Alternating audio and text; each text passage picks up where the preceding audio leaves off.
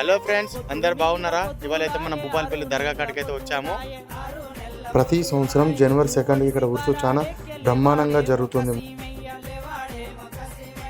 దర్గా లోపలికి వెళ్దాం. ఇక్కడ దర్గాలో ప్రతి శుక్రవారం సాయంత్రం 6 గంటల నుంచి 10 గంటల వరకు జనాలు తన మొక్కులు తీర్చుకోవడానికి చాలా మంది వేర్వేరు ప్రాంతాల నుంచి వస్తారు.